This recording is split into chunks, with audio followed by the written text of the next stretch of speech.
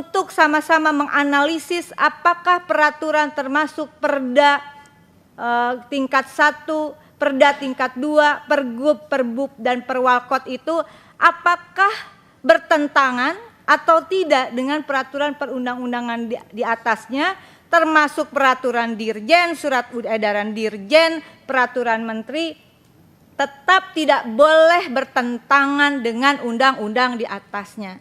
Saya ingin mengambil contoh, izin pimpinan dan mohon dukungannya. Untuk khususnya tenaga kesehatan, bidan, D4 pendidik ijazahnya. Pada tahun 2022 keluar surat edaran Dirjen untuk teknis rekrutmen mereka menjadi aparatur sipil negara dengan status P3K. Dibolehkan D4 pendidik ijazahnya karena mereka pada hakikatnya seperti yang disampaikan oleh sahabat di Komisi 2, yang penting dilihat mereka bekerja di mana, bukan ijazahnya. Tapi 2023 muncul surat edaran bahwa mereka tidak bisa mengikuti seleksi. Tetapi ketika mereka mengajukan prasyarat administrasi melalui website resmi BKN dengan mengupload ijazah D4 pendidik itu tidak ada masalah.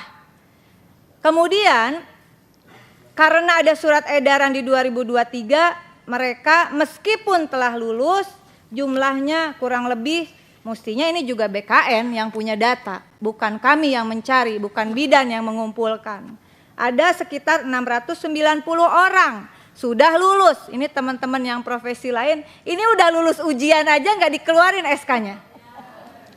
Nah, kemudian di 2024 keluar surat edaran lagi bahwa tidak ada masalah dengan ijazah D4 pendidik. Kok saya jadi onengnya kumat, pimpinan? Ya. Aturan ini kok bisa berubah-ubah, ya, seolah-olah tidak menyangkut, mohon maaf, profesi ini dan mereka yang bekerja di garda terdepan pelayanan publik bukan hanya menyangkut mereka yang bekerja, tetapi menyangkut masyarakat yang mendapatkan pelayanan. Sungguh kami mengapresiasi teman-teman Komisi 2 sangat memberikan dukungan terhadap kasus bidan ini.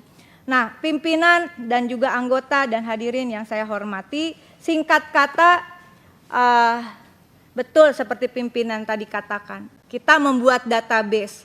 Nanti kita mungkin bisa sharing bagaimana database itu diberikan ke Komisi 2 begitu, lengkap dengan masa kerjanya, lengkap dengan gajinya.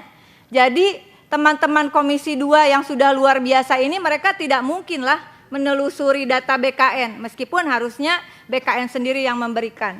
Izin pimpinan, ini ada sekitar 690 orang. Kemarin terakhir dikatakan, yang penting mereka sudah bekerja lebih dari 2 tahun.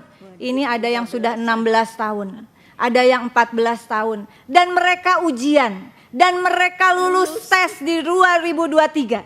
Oleh karena itu, dalam forum ini, dengan segala kerendahan hati kami dan keterbatasan kami terhadap pemahaman norma yuridis tentang aparatur sipil negara, saya mengindikasikan adanya cacat hukum di dalam keluarnya surat edaran Dirjen Tenaga Kesehatan Kementerian Kesehatan, dan oleh karena itu batal demi hukum sesungguhnya karena bertentangan dengan peraturan perundang-undangan di atasnya dan terindikasi kuat.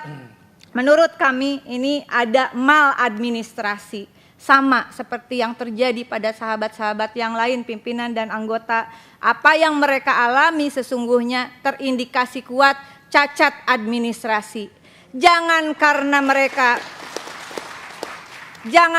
mereka sedang berkuasa terindikasi cacat administrasi, termasuk yang disampaikan sahabat tadi tentang kondisi di daerah. Saya kira ketika pemerintahan terindikasi kuat cacat administrasi, terindikasi kuat melampaui peraturan perundang-undangan, padahal pemerintahan ini harus dijalankan berdasarkan norma hukum, dalam pandangan konstitusional kami, maka seluruh aturan yang bertentangan itu kiranya batal, dan kemudian mereka yang telah mengabdikan diri kepada negara, para pelayan publik, apalagi sampai masuk skema outsourcing, itu juga bertentangan dengan Undang-Undang Ketenagakerjaan saya kira Pak, karena tidak semua pekerjaan bisa di-outsourcingkan.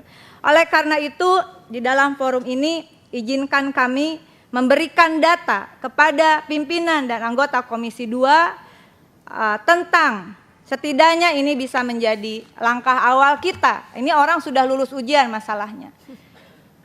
Mohon dukungannya untuk disampaikan mereka yang telah lulus ya harus diangkat. Keluarkan SK dan NIP-nya. Kalau yang sudah lulus saja tidak diangkat, bagaimana mereka yang lagi ngurusin data? Saya kira ini langkah konkret. Sekali lagi, terima kasih pimpinan dan mohon maaf kalau saya harus mengatakan ketika pemerintahan terindikasi kuat melakukan maladministrasi dan cacat hukum prosedural, maka rakyat jangan dikorbankan. Kalau urusannya APBN tadi sahabat-sahabat yang di Banggar sudah mengatakan itu akan dialokasikan pimpinan. Saya yakin APBN itu kalau disusun berbasis data yang akurat cukup. Masa buat yang korban judi online aja mau dikasih? Ini orang kerja loh.